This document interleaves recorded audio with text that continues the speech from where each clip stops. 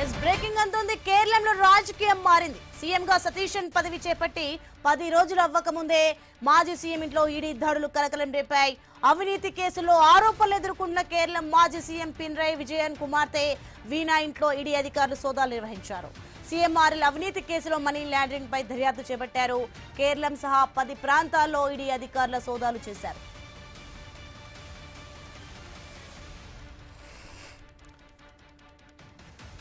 Right ఇదే అంశానికి సంబంధించి మరింత సమాచారం మా ప్రతినిధి ప్రసాద్ శర్మ అందిస్తారు.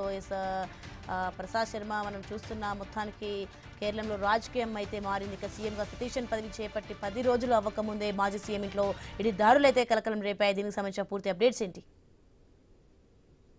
కేరళ రాజకీయం ఒకసారిగా మారిపోయింది. సీఎం సతీశన్ పదవి చేపట్టిన 10 రోజులు అవ్వకముందే మాజీ సీఎం ఇంట్లో ఐటీ దాడులు జరగడం అనేది కేరళలో కలకలం రేపుతున్నాయి. మాజీ సీఎం ఏదైతే ప్రస్తుత ప్రతిపక్ష నేత పినరయి విజయన్ నివాసాలపై ఎన్ఫోర్స్మెంట్ డైరెక్టర్ అధికారులు విస్తృతంగా దాడులు నిర్వహించారు.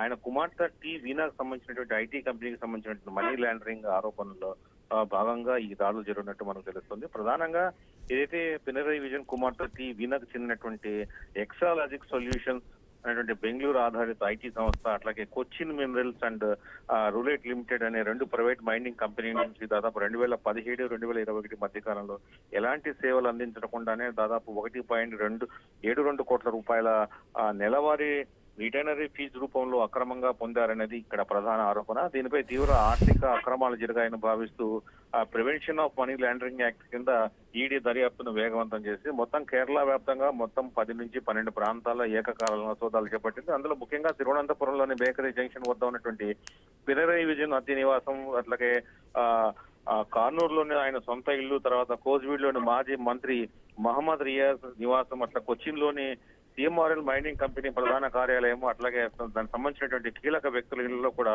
ఒకేసారి ఈ మనీ లాండరింగ్ కేసు సంబంధించి ఈడీ విస్తృతంగా దాడులు చేస్తుంది. తర్వాత మనీ లాండరింగ్ కేసు దర్యాప్తు రద్దు చేయాలంటే సీఎంఆర్ఎల్ సంస్థలు ఇప్పటికే పిటిషన్ దాఖలు చేశారు. దీనిపై కేరళ హైకోర్టుగా తిరస్కరించిన మరుసటి రోజు ఈడీ ఈ రకమైనటువంటి ఆకస్మిక దాడులు జరగడం ఒక సంచలనం రేపుతుంది. ఈ కేసుకు సంబంధించి ఇప్పటికే సీరియస్ ఫ్రాడ్ ఇన్వెస్టిగేషన్ ఆఫీసర్ కూడా గతంలో ఛార్జ్ షీట్ దాఖలు చేసింది. కేరళలో ఇటీవల జరిగినటువంటి అసెంబ్లీ ఎన్నికల్లో లెఫ్ట్ డెమోక్రటిక్ ఫ్రంట్ ఓటమి పాలే యునైటెడ్ డెమోక్రటిక్ ఫ్రంట్ ప్రభుత్వం ఏర్పడిన కొద్ది రోజులకే ఈ పరిణామాలు చోటు చేసుకోవడం అక్కడ తీవ్ర రాజకీయంగా సంచలనంగా మారింది. Soni, right, thanks for information Prasad Sharma.